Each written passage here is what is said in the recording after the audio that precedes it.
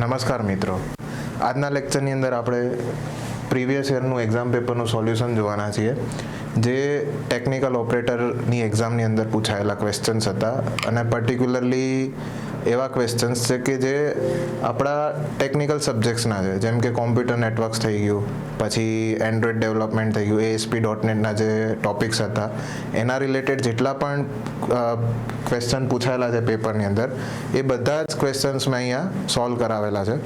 Total 150 questions હતા આખા પેપરની અંદર, અને એમાંથી જેટલા પણ ક્વેશ્ચન્સ હતા કે જે આપણા ટેકનિકલ સબ્જેક્ટ રિલેટેડ હતા એ બધા જ મેં અહીંયા ઇન્ક્લુડ કરેલા છે. આના પછીના લેક્ચરની અંદર આપણે વાયરલેસ PSIનું પેપર પણ સોલ્વ કરવાના છીએ. તો એનાથી આપણને શું આઈડિયા આવશે કે ભાઈ આપણે ભણી તો લીધું, બધા સબ્જેક્ટ આપણે ડિટેલમાં જોઈ તો લીધા, પણ આપણને ખબર નથી કે એક્ઝામની અંદર કેવા ટાઈપના ક્વેશ્ચન પૂછાયેલા છે.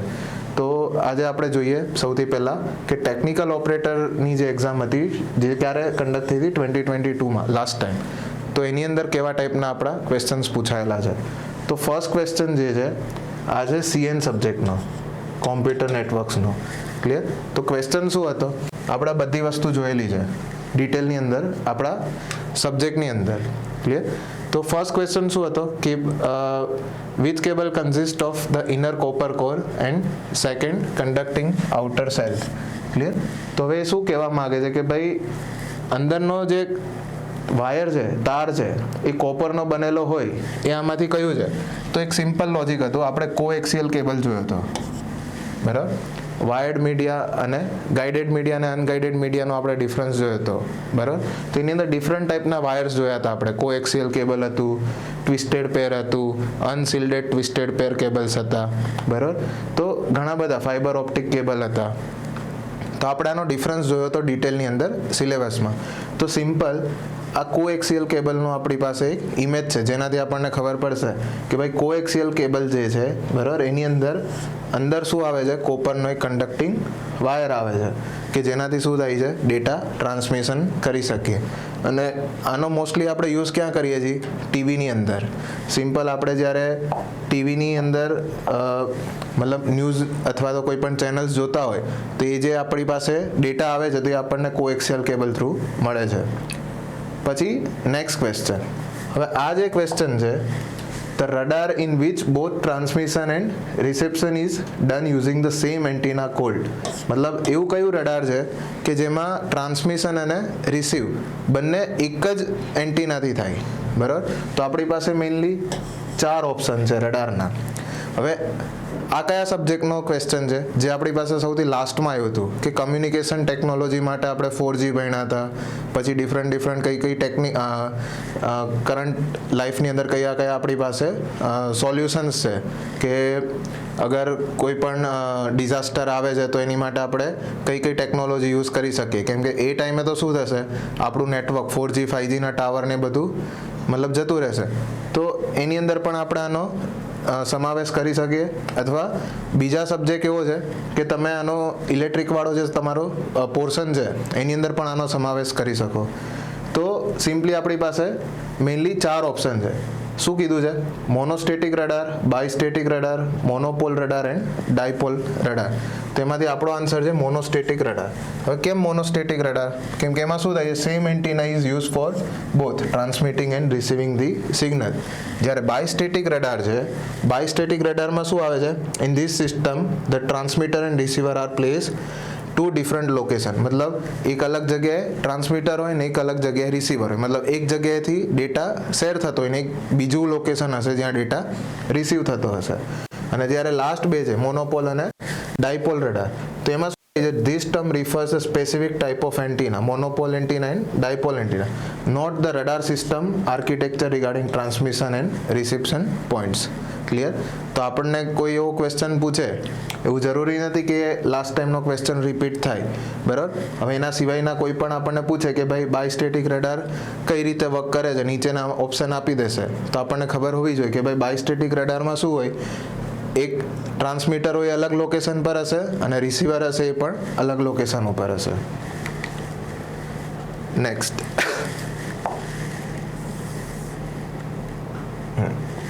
તો જો નેક્સ્ટ ક્વેશ્ચન આપણને શું કીધું છે?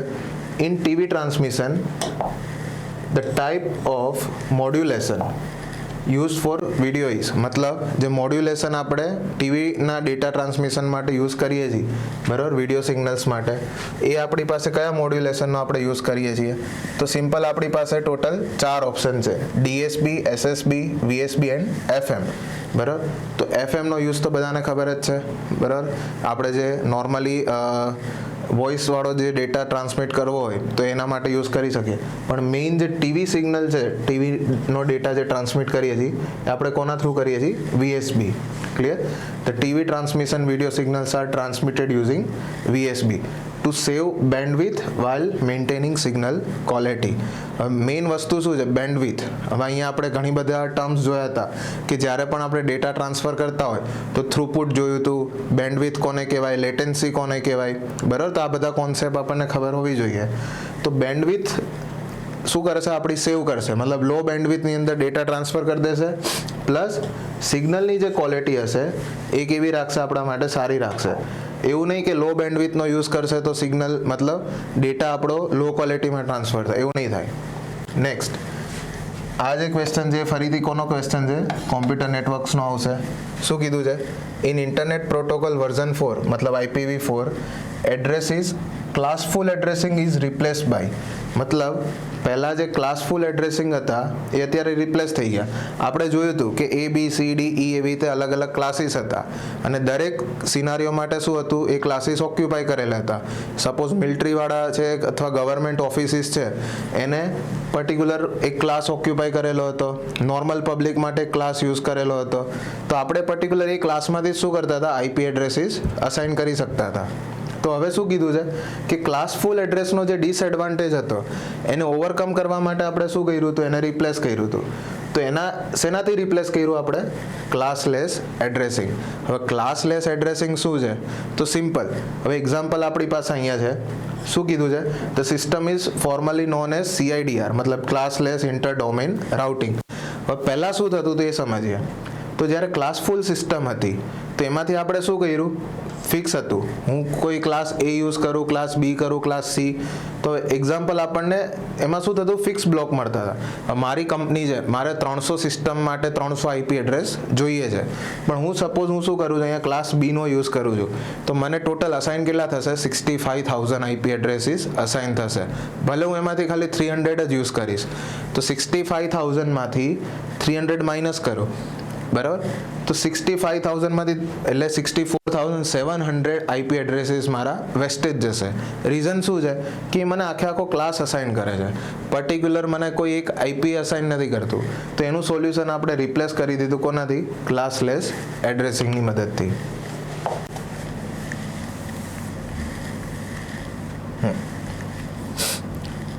નેક્સ્ટ ક્વેશ્ચન જોઈએ.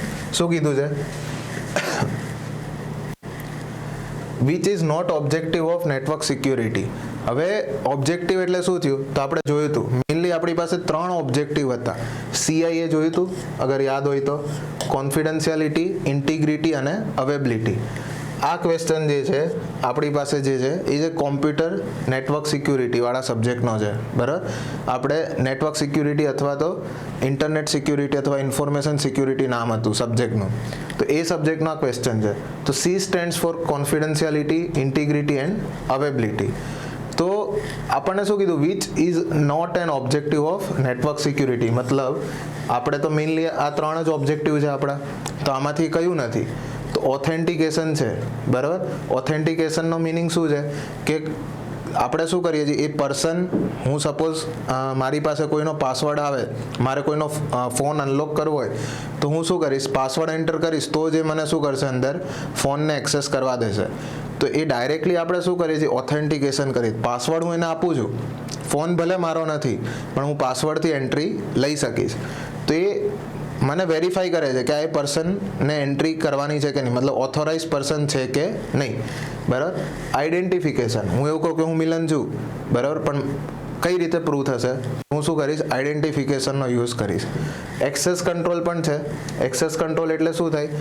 કે કોને કયા લેવલ સુધીનું એક્સેસ આપવું, બરાબર. હવે હું મારું સપોઝ ઘર હોય, મારા ઘરની અંદર પ્યુન મતલબ જે લોકો કામ કરતા હોય છે એક્ઝામ્પલ, તો હું દરેક લોકોને બધા રૂમનો એક્સેસ ના આપું, સમજાય છે? મતલબ મારે શું કરવું પડે, પર્ટિક્યુલર એમને પહેલેથી ફિક્સ કહી દેવું પડે કે ભાઈ તમને આ રૂમમાં એન્ટ્રી નથી, આ રૂમ સિવાય બધી જગ્યાએ તમે કામ કરી શકો છો. તો એક્સેસ કંટ્રોલ પણ છે. શું નથી તો કે લોક સિસ્ટમ. લોક સિસ્ટમ એટલે જે આપણે ઘરમાં લોક લગાવીએ છીએ. હવે લોક સિસ્ટમ એ કોઈ મતલબ નેટવર્ક રિલેટેડ છે જ નહીં. એ કોના માટે છે? ફિઝિકલ મિકેનિઝમ છે, બરાબર. તો લોક સિસ્ટમ જે છે એ નેટવર્ક સિક્યુરિટીનો ઓબ્જેક્ટિવ નથી.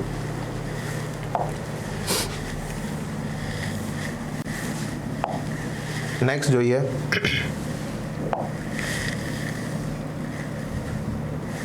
નેક્સ્ટ શું કીધું છે આપણને? Which of the following is incorrect. હવે આ જે ક્વેશ્ચન છે એ તમે ASP.NETમાં તમે આનો સમાવેશ કરી શકો છો, પણ ડાયરેક્ટલી તમે એવું ના કહી શકો કે ASP.NETનો જ છે. પણ વાંધો નહીં, પૂછેલો છે તો પછી આપણે સોલ્વ કરીએ. શું કીધું છે? Which of the following is correct, બરાબર. તો JS કેન મોડિફાય HTML. હવે JS નો મિનિંગ શું છે? જાવાસ્ક્રિપ્ટ, બરાબર. HTML એટલે હાઇપરટેક્સ્ટ માર્કઅપ લેંગ્વેજ. તો JS શું કરી શકે છે? HTML ને મોડિફાઈ કરી શકે છે. Second option HTML can modify JS. Third option CSS can modify HTML. And last HTML can modify CSS. તો આપણે આમાંથી શું કરવાનું? સાચો ઓપ્શન ફાઇન્ડ કરવાનો. તો વન બાય વન જોઈએ. ઓલમોસ્ટ તો આપણને બધું એવું જ લાગતું હશે કે બધા સાચા છે, કે ભાઈ CSS થી આપણે HTML ને શું કરી શકીએ? અલગ અલગ પ્રોપર્ટીઝ, એટ્રીબ્યુટ્સ આપી શકીએ, બરાબર. HTML CSS ને મોડિફાઈ ના કરી શકે તો આ કેન્સલ થઈ જાય. HTML can modify JS. હવે HTML કોઈ દિવસ જાવાસ્ક્રિપ્ટને મોડિફાઈ ના કરી શકે. હવે આ જોવા જઈએ, અગર CSS કેન મોડિફાઈ HTML અને JS કેન મોડિફાઈ HTML, આપણી પાસે બે ઓપ્શન, આપણને એવું લાગે કે બંને સાચા છે, પણ રિયાલિટી શું છે? સિમ્પલ, આપણે ડિફરન્સથી સમજીએ. શું કીધું છે આપણને અહીંયા? HTML કેન મોડિફાઈ JS, બરાબર, એ ઇનકરેક્ટ છે. એ તો આપણને ખબર જ છે કે HTML કોઈ દિવસ જાવાસ્ક્રિપ્ટને મોડિફાઈ ન કરી શકે. HTML કેન મોડિફાઈ CSS, એ પણ વસ્તુ પોસિબલ નથી. CSS કેન મોડિફાઈ HTML, એ વસ્તુ પોસિબલ છે, પણ એ શું છે? CSS is used four presentation, મતલબ ખાલી સ્ટાઇલિંગ માટે આપણે યુઝ કરીએ છીએ. એ કઈ રીતે કામ કરશે એ નથી કહેતા. સમજાય છે? હવે હું સપોઝ એવું કહું કે કોઈ એક પર્સન છે, હું એને સારા કપડાં પહેરાવી દઉં, તો એનો મિનિંગ એવો નથી કે કઈ રીતે કામ કરશે. સારા કપડાં હોય તો મિનિંગ એવો નથી કે સારા કામ કરતો જ હશે. તો મેં શું કર્યું? એને ખાલી એનું સ્ટાઇલ ચેન્જ કરી, પણ રિયાલિટીમાં એનો નેચર ચેન્જ કરવાનું કામ કોનું છે? JSનું. કે સપોઝ હું એક બટન ઉપર ક્લિક કરું તો એક્ઝિટ થશે, એક બટન ઉપર ક્લિક કરું તો એ સબમિટ થશે, બરાબર. ક્યાં સબમિટ થશે? ડેટા કોને ટ્રાન્સફર થશે? એ બધું કામ કોનું છે? JSનું. મતલબ ડાયનેમિકલી આપણે શું કરીએ છીએ? HTMLનું બિહેવિયર ચેન્જ કરી શકીએ છીએ. Next question. આ સેમ ક્વેશ્ચન છે કોનો? ASP.NET. શું કીધું છે? Which of the following method is use to register client script dynamically. હવે રિયાલિટી શું છે કે આમાંથી 4 ઓપ્શન છે, ચારે ચારમાંથી કોઈ પણ એક્ઝેક્ટલી સાચો નથી. રીઝન શું છે કે એની જે મેઇન સિન્ટેક્સ જે છે એ આખી અલગ છે. પણ અગર આપણે નિયરેસ્ટ આન્સર જોવા જઈએ કે ભાઈ આનો આન્સર તો આપવો પડશે, એક્ઝામમાં પૂછાઈ ગયો છે, બરાબર, તો ગ્રેસિંગ મળે એના ચાન્સીસ કરતાં આપણે એક આન્સર તો આપવો જ પડશે. તો સિમ્પલી જે નિયરેસ્ટ આન્સર છે એ શું છે? page.clientscript.register script. આ સિન્ટેક્સની મદદથી આપણે શું કરી શકીએ છીએ? Normally register the client script dynamically, બરાબર. મતલબ આપણે જાવાસ્ક્રિપ્ટ રજિસ્ટર કરાવી શકીએ છીએ. Next question. આ પણ સેમ ક્વેશ્ચન કોનો છે? ASP.NETનો. શું કીધું છે? What is the use of web config file. Web config ફાઇલનો યુઝ શું છે? તો configure the time that the server side code behind module is called. To configure the web server, to store the global information and variable definitions for the application. તો config means configuration. મારે configuration set કરવા છે, તો હું simply એ ફાઇલનું main કામ શું છે? ગ્લોબલ ઇન્ફોર્મેશન એન્ડ વેરિયેબલ ડેફિનેશનને સ્ટોર કરવાનું કામ કરે છે. નેક્સ્ટ સેમ ફરીથી ASP.NET સબ્જેક્ટનો ક્વેશ્ચન છે. શું કહે છે આપણને? By default ASP web form class is inherited from. ઇનહેરિટન્સનો મિનિંગ શું છે કે એના પેરેન્ટ ક્લાસની પ્રોપર્ટી, મતલબ આ એનો પેરેન્ટ ક્લાસ છે, ચાઇલ્ડ ક્લાસમાં ઇનહેરિટ થવું મતલબ વારસાગત.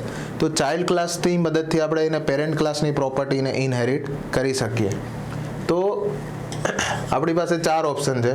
તો સિમ્પલી system.web.ui.page, બરાબર, આ ક્લાસની મદદથી આપણે શું કરી શકીએ છીએ, પેરેન્ટ ક્લાસની પ્રોપર્ટી એક્સેસ કરી શકીએ છીએ. તો જો શું કીધું છે, in ASP.NET web forms every web pages .aspx file is code behind. It is technically a class by default. This class inherit from base class. Base ક્લાસનું નામ શું છે, system.web.ui.page. ક્લિયર?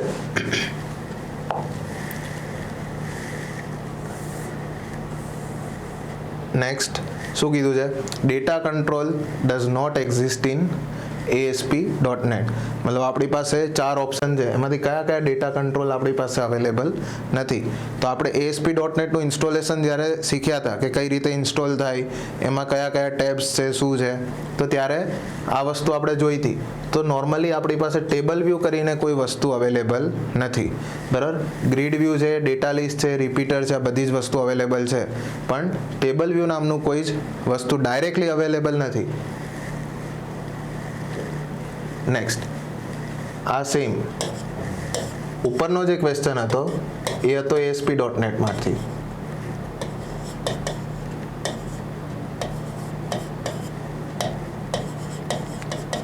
અને નેક્સ્ટ જે ક્વેશ્ચન છે એ કોનો છે, ઇન્ફોર્મેશન સિક્યોરિટી. ક્લિયર? શું કીધું છે, what an attempt is to make the machine or network resource unavailable to its intended user, the attack is called. તો હવે અહીંયા આપણે મલ્ટિપલ ટાઈપ્સના અટેક્સ જોયા હતા, બરાબર. એક્ટિવ અટેક જોયું હતું, પેસિવ અટેક જોયા હતા, બરાબર. તો એની અંદર આપણે એક અટેક જોયો હતો, ડોઝ અટેક. મેં તમને એક એક્ઝામ્પલ પણ આપ્યું હતું ડોઝ અટેકનું, કે સપોઝ કોઈ પણ રિઝલ્ટ ડિક્લેર થાય છે તો દરેક લોકો શું કરે છે, એક સાથે સર્વરને રિક્વેસ્ટ કરે છે. પણ હવે સર્વરની કેપેસિટી 100, એક સાથે 100 રિક્વેસ્ટની હોય, બરાબર, અને એક સાથે 1000 રિક્વેસ્ટ આવે છે, તો એ સર્વર શું થઈ જશે, ક્રેશ થઈ જશે, મતલબ યુઝર માટે અનરીચેબલ થઈ જશે. તો સિમ્પલી આનો આન્સર શું આવશે, ડિનાયલ ઓફ સર્વિસ અટેક. એના સિવાય આપણી પાસે કયા કયા અટેક્સ આપેલા છે, સ્પૂફ્ડ અટેક, સ્લો રીડ અટેક અને સ્ટારવેશન અટેક, બરાબર. પણ નોર્મલી ડોઝ અટેકનું કામ શું છે કે મલ્ટિપલ જે અટેકર હશે એ શું કરશે, એક સાથે એટલી બધી રિક્વેસ્ટ સેન્ડ કરી દેશે સર્વરને ડેટા માટે, તો સર્વર શું કરશે, હેન્ડલ નહીં કરી શકે અને ડાઉન થઈ જશે. તમે કોઈ પણ વસ્તુનું રિઝલ્ટ ડિક્લેર થવાનું હશે ને, એ પહેલાં તમે જોયું હોય તો કે સ્ટાર્ટિંગમાં તમને રિઝલ્ટ દેખાઈ જશે, પછી શું થશે, સર્વર ડાઉન થઈ જશે. સર્વર જેવું ડાઉન થશે એટલે પછી કોઈ રિઝલ્ટ જોઈ શકશે નહીં. પછી થોડા ટાઈમ પછી ફરીથી શું થશે, મતલબ બધા માટે એક્સેસિબલ બની જશે. નેક્સ્ટ જે ક્વેશ્ચન છે એ પણ સેમ કયા સબ્જેક્ટનો છે, ઇન્ફોર્મેશન સિક્યોરિટી. શું કીધું છે, the code segment that misuses its environment is called. તો હવે કોડનો સેગમેન્ટ એવો છે, હવે હું સપોઝ ટ્રોજન હોર્સની વાત કરું તો ટ્રોજન હોર્સનું કામ કેવું હતું, આપણે જોયું હતું કે એ શું કરશે, આપણું એક વસ્તુ સમજો કે આપણી પાસે 10 લોકો છે, 10 લોકોની એન્ટ્રી આપણે એક જગ્યાએ કરાવવાના છીએ. હવે એમાંથી શું થશે, 10માંથી 1% એવો હશે ને કે જે મેલેસિયસ છે, મતલબ આપણને નુકસાન પહોંચાડી શકે છે, અને 9 લોકો સારા છે. તો આપણને શું કીધું છે કે ભાઈ એ 1%ને ફાઇન્ડ કરવાનો છે. 1% અહીંયા કોણ હશે, ટ્રોજન હોર્સ, મતલબ એક ટેકનિક છે. એ શું કામ કરે છે તો કે આપણો જે મેઇન ઓરિજિનલ કોડ હશે એની વચ્ચે એક એવો પોર્શન હશે કે જે શું કામ કરે, મેલેસિયસ કામ કરે, મતલબ મેલેસિયસ છે, આપણો ડેટા આપણી પાસેથી ચોરી કરી લેશે, એવું બધું કરશે. તો સિમ્પલ ટ્રોજન હોર્સ એવો છે, બરાબર. કોડનો એક આખો કોડ ખરાબ નથી, કોડનો એક સેગમેન્ટ જ ખરાબ છે, મતલબ 10 લોકો ખરાબ નથી, પણ એને એન્ટ્રી મળી જશે. રીઝન શું છે, એ 9 સારા લોકો સાથે એન્ટ્રી લે છે. ક્લિયર? નેક્સ્ટ જે ક્વેશ્ચન છે આપણે જોયું હતું, કમ્યુનિકેશન ટેકનોલોજીસ જે હતી, સૌથી લાસ્ટ વાળું જે સબ્જેક્ટ હતો એનો ક્વેશ્ચન છે. તો શું કીધું છે, what is an average uploading speed of 4G LTE. બરાબર. હવે આજની તારીખે અગર 2026ની અંદર એક્ઝામ આવે છે તો તમને 5Gની સ્પીડ પૂછી શકે, કેમ કે 2022ની અંદર જ્યારે ચાલતું હતું બરાબર, તો ત્યારે નોર્મલી 4G વધારે યુઝેબલ હતું. તો 4Gની જે સ્પીડ હતી, અપલોડિંગ સ્પીડ, એ પૂછી છે કે ભાઈ 4Gની નોર્મલ સ્પીડ કેટલી છે, તો 1 થી 3 Gbps બરાબર. હવે અહીંયા તમારે મેઇનલી ધ્યાન શું રાખવાનું છે, કન્ફ્યુઝન માટે હજી ઘણી બધી વસ્તુ થઈ શકે, અહીંયા આપેલી નથી પણ હું તમને સમજાવું. તમને ઓપ્શનની અંદર એવું પણ આપી શકે 2-5 M કેપિટલ BPS. અહીંયા બંને વસ્તુ અલગ છે. તમે એવું ન કહી શકો કે ભાઈ આન્સરમાં મિસ્ટેક હતી અથવા મતલબ ઓપ્શન જે છે ખોટા છે બરાબર. રીઝન શું છે, સ્મોલ MBPS અને કેપિટલમાં MBPS બંને ઓપ્શન મતલબ અલગ અલગ છે. તો એ ઓપ્શનની અંદર આપી શકે કે ભાઈ 2-5 મતલબ 2 થી લઈને 5 સુધી કેપિટલ MBPS અને 2 થી લઈને 5 સુધી સ્મોલમાં MBPS. તો અહીંયા કન્ફ્યુઝન વધી જશે કે ભાઈ આમાંથી બેમાંથી આન્સર સાચો કયો છે. અહીંયા તો મેં હાઇલાઇટ કરી દીધું જ રેડ કલરથી, એટલે આપણને ખબર છે કે 2 to 5 MBPS આપણો સાચો આન્સર છે.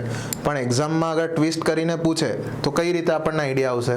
તો એના માટે એક મેં ડિફરન્સ આપેલો છે કે સ્મોલ MBPS અને કેપિટલ MBPS વચ્ચે શું ડિફરન્સ છે બરાબર.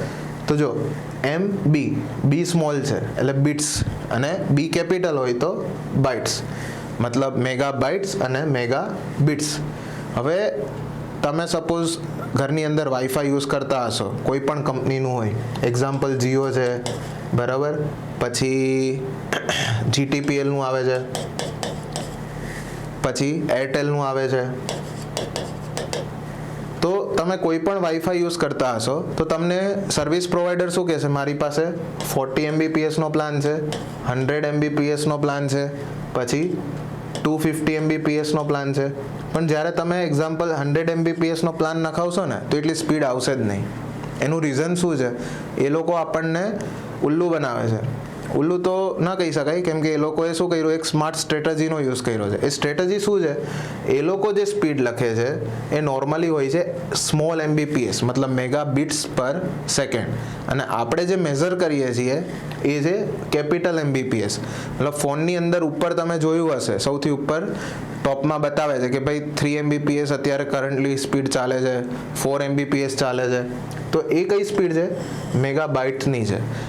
ક્લિયર. અને જે સર્વિસ પ્રોવાઈડર છે, જીઓ વાળા છે, તમે જે વાઈફાઈ યુઝ કરો છો, એ તમને જે સ્પીડ બતાવે છે ને કે અમે તમને 40 MBPS નો પ્લાન આપીએ છીએ, 100 MBPS નો પ્લાન આપીએ છીએ, તો એ એકચ્યુઅલી હોય છે શેમાં, સ્મોલ MBPSમાં. તો આપણે શું કરવું પડે, રિયલ સ્પીડ જોઈતી હોય ને તો સ્મોલમાંથી કેપિટલમાં કન્વર્ઝન કરવું પડે. તો એ કઈ રીતે થાય, તો એક એક્ઝામ્પલથી મેં સમજાવ્યું કે આપણે શું કર્યું, 40 MBPS નો એક પ્લાન લીધો. 40 MBPS મતલબ 40 મેગાબિટ્સ પર સેકન્ડ. એને શું કરવાનું, ડિવાઈડ બાય 8 કરી દેવાનું, એટલે એક્ઝેક્ટલી આપણી પાસે જે સ્પીડ આવશે ખાલી કેટલી આવે છે, 5 MBPS ની જ આવશે. એટલે તમે 40 MBPS નો પ્લાન લેશો બરાબર, પછી તમે ડાઉનલોડ કરીને ટ્રાય કરજો, મેક્સિમમ એ શું જશે, 40 MB સુધી નહીં જાય, 5 MB સુધી જ જશે, કેમ કે એની મેક્સિમમ લિમિટ છે 5 MBPS. અને આપણે કઈ રીતે મેઝર કરી, તો સ્મોલને કેપિટલમાં કન્વર્ટ કરવું હોય તો ડિવાઈડ બાય 8 કરી દઈશું. હું અગર ડિવાઈડ બાય 8 કરી દઈશ એટલે મને સ્મોલમાંથી કેપિટલમાં કન્વર્ઝન મળી જશે. હવે અહીંયા બીજી વસ્તુ શું પોસિબલ છે, ઘણા લોકો મતલબ રિયાલિટી પણ કહેતા હોય છે બરાબર, જે લોકોને ફ્રોડ નથી કરવો હતો, તો એ તમને ડાયરેક્ટલી શેમાં આપી દે છે, કેપિટલ MBPSમાં આપી દે છે કે 5 MBPS નો પ્લાન છે. હવે તમે સમજો કે તમને કોઈ એવું કે ભાઈ 5 MBPS ની સ્પીડ છે અને 6000 6 મહિનાના છે, અને કોઈ એવું કે 40 MBPS ની સ્પીડ છે અને 6000 6 મહિનાના છે, તો બંને વસ્તુ શું થઈ, સેમ જ થઈ બરાબર. કેમ કે એકે શું કીધું, મેગા બિટ્સ કીધું, અને એકે આપણને શું કીધું, મેગા બાઇટ્સ કીધું. તો એ વસ્તુ બંને એની લેવલ પર સાચા જ છે બરાબર. પણ એક શું કરે, સ્માર્ટલી આન્સર આપે છે કે ભાઈ 40 MBPS મતલબ 40 મેગા બિટ્સ છે, અને એકે શું કર્યું, 5 MBPS મતલબ 5 મેગા બાઇટ્સ છે. તો બંનેની સ્પીડ સેમ જ છે બરાબર, પણ એકે સ્માર્ટ સ્ટ્રેટેજીનો યુઝ કરીને આપણને શું કીધું કે ભાઈ 40 MBPS ની અમે સ્પીડ આપીએ છીએ. તો આ રીતે ગવર્મેન્ટની અંદર પણ સ્માર્ટ રીતે આપણને ઓપ્શન્સ આપી શકે કે ભાઈ ઓપ્શન બી જે છે એ GBPS ની જગ્યાએ શું કરી દીધું હશે, અહીંયા એક્ઝામ્પલ 2 થી 5 MBPS તો હવે જે લોકોને આ વસ્તુનો આઈડિયા નહીં હોય તો એ સિમ્પલી કન્ફ્યુઝ થઈ જશે કે ભાઈ બંને ઓપ્શન સાચા છે, તો આમાંથી કયો આવી શકે. ક્લિયર? તો એ વસ્તુ આપણે ધ્યાન રાખવી પડશે ત્યાં.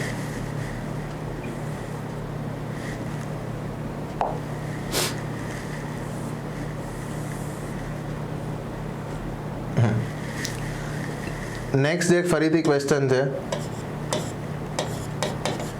જે 2022નું પેપર હતું એમાં હાઈએસ્ટ જે ક્વેશ્ચન્સ પૂછેલા હતા ને કોમ્પ્યુટર નેટવર્ક્સના જ હતા.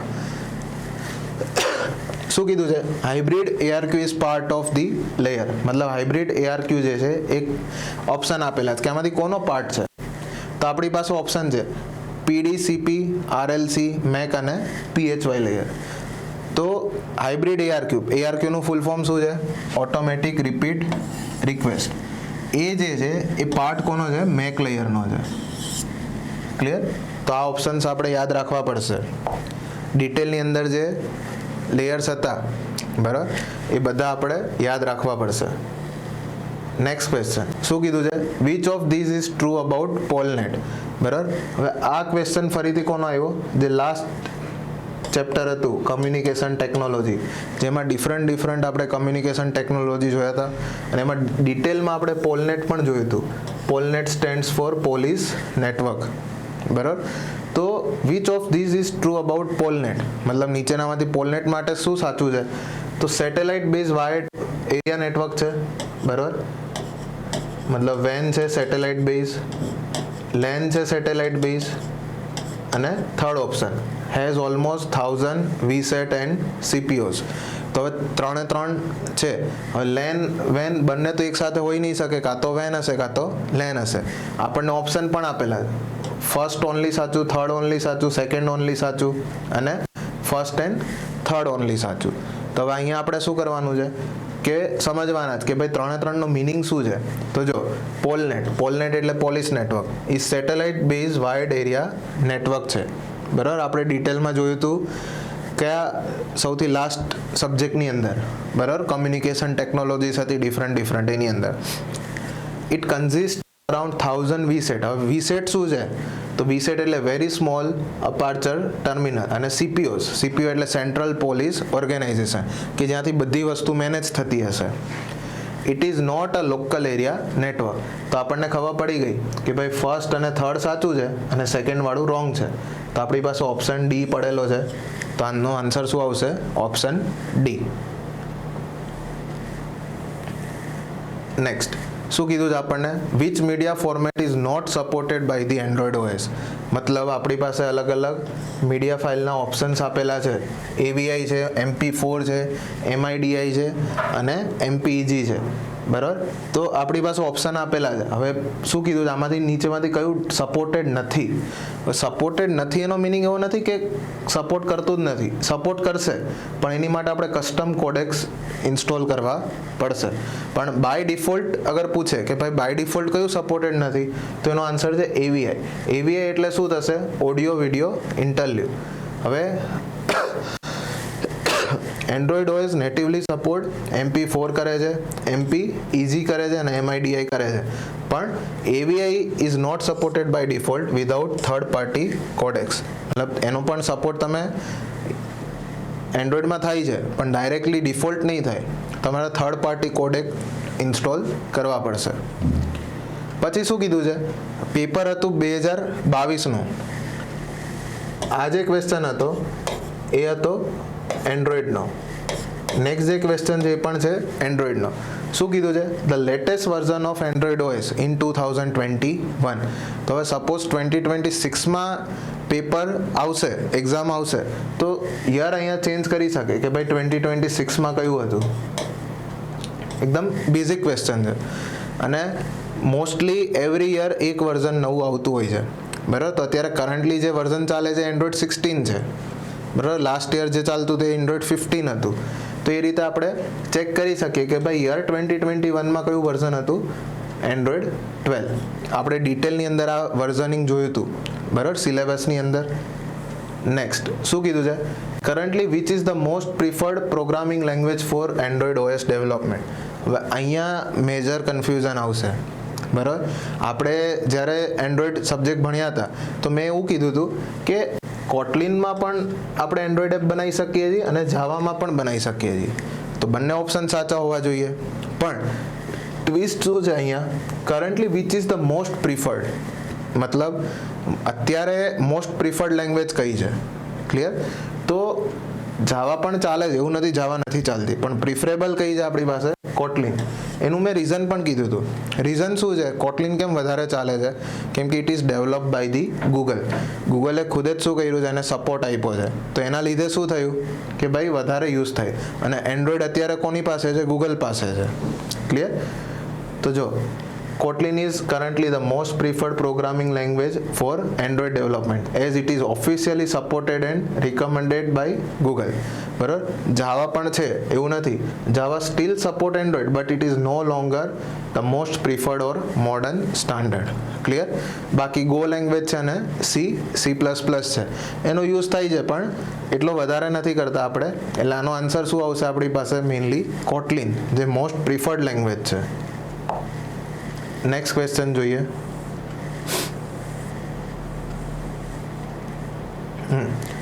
હવે આ સેમ ક્વેશ્ચન આપણે જોયો હતો, બરાબર? મેં કીધું હતું કે ભાઈ એન્ડ્રોઈડ કોના ઉપરથી બનેલું છે? એન્ડ્રોઈડ ઓપરેટિંગ સિસ્ટમ છે એ કોના ઉપરથી? તો આપણે, મારી પાસે બે ઓપ્શન છે, એક વિન્ડોઝ ઓએસ છે અને એક લિનક્સ ઓએસ છે, બરાબર? તો મેં કીધું હતું ત્યારે કે એન્ડ્રોઈડ આપણે કોના બેઝ ઉપરથી બનેલું છે? તો કે લિનક્સ બેઝ ઉપર બનેલું છે. તો એનું રીઝન શું હતું? કેમ આપણે લિનક્સ બેઝ ઉપરથી એન્ડ્રોઈડ ડેવલપ કર્યું? તો આપણને કઈ કઈ વસ્તુ પ્રોવાઈડ કરતું હતું લિનક્સ? સિક્યોરિટી, બરાબર? વિન્ડોઝ કરતાં લિનક્સ વધારે સિક્યોર છે. પછી પોર્ટેબિલિટી છે લિનક્સની અંદર, બરાબર? અને નેટવર્કિંગ પણ સારું છે. તો આ બધા રીઝન્સ હતા જેના લીધે આપણે શું કર્યું?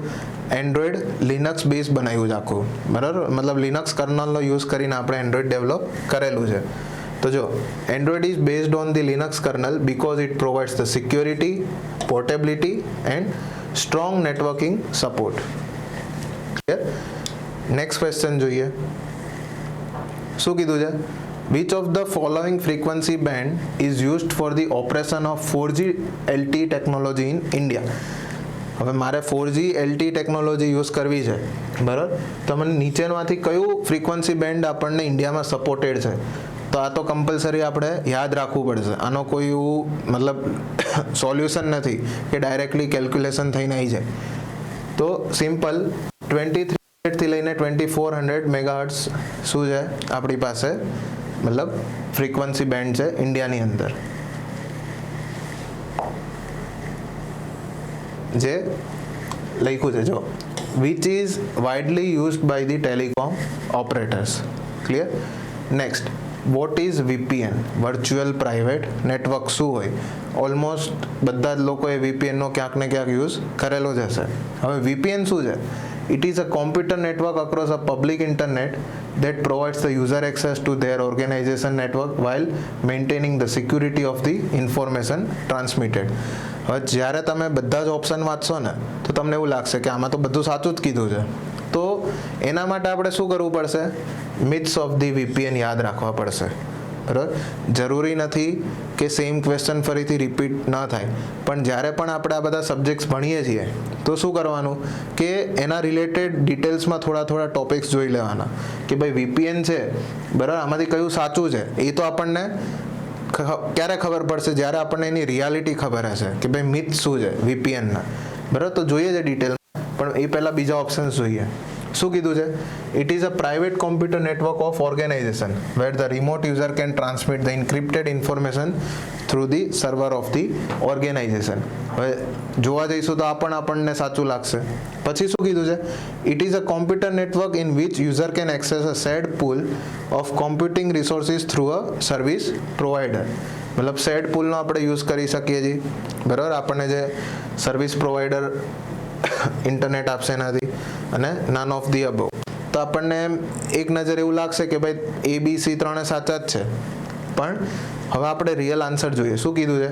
VPN securely connects users to a private network over the public internet using encryption. તો આના માટે આપણને પહેલાં ખબર હોવી જોઈએ કે ભાઈ પબ્લિક નેટવર્ક અને પ્રાઇવેટ નેટવર્ક શું હતું. આપણે ભણી ગયા હતા, પણ એક વખત રિવાઇઝ કરાવી દઉં કે પબ્લિક નેટવર્ક કોને કહેવાશે? Own by the service provider, મતલબ ISP, બરાબર, જીઓ, એરટેલ એ બધા સર્વિસ પ્રોવાઈડર થયા. તો એ જે પ્રોવાઈડ કરશે એ પબ્લિક નેટવર્ક. અને પ્રાઇવેટ નેટવર્ક કોને કહેવાશે? Own by the organization or individual. કોઈક પર્સનનું હશે, બરાબર, તો એને આપણે શું કહીશું? Private network. તો વીપીએનનું મેઇન કામ શું છે? હવે તમને આઈડિયા આવવો જોઈએ કે VPN securely connects users to a private network over the public internet using encryption. મતલબ પબ્લિક ઇન્ટરનેટનો યુઝ કરીને તમને પ્રાઇવેટ નેટવર્કમાં ઘૂસવાની પરમિશન આપશે. હવે આપણી પાસે મિથ કયા કયા છે? આપણને એવું છે કે હું અગર વીપીએન યુઝ કરીશ, બરાબર, તો મને કોઈ ડિટેક્ટ નહીં કરી શકે, બરાબર, મારું કોઈ આઈપી એડ્રેસ ફાઇન્ડ નહીં કરી શકે. તો એ મિથ છે. રીઝન શું છે? VPN hides the IP address but does not make you completely anonymous. મતલબ તમને એવું નથી કે ભાઈ વીપીએન યુઝ કરીને તમે ફ્રોડ કરશો કોઈ સાથે, બરાબર, તો તમે પકડાશો નહીં. એ વસ્તુ મિથ છે, બરાબર. પછી શું કીધું છે? VPN makes internet speed faster. એ તો ટોટલી રોંગ છે, બરાબર. વીપીએનની મદદથી કોઈ દિવસ સ્પીડ ફાસ્ટ થતી જ નથી, ઉલટાની ઓર સ્લો થાય છે. રીઝન શું છે? Usually reduce the speed slightly due to the encryption. મતલબ એ ઇન્ક્રિપ્ટ અને ડિક્રિપ્ટ કરવાની જે પ્રોસેસ થશે ને એના લીધે સ્પીડ ઓર રિડ્યુસ થશે. VPN protect from all cyber attacks. એ પણ ખોટું છે. ઉલટાનું ચાન્સીસ વધી જશે સાયબર અટેક થવાના.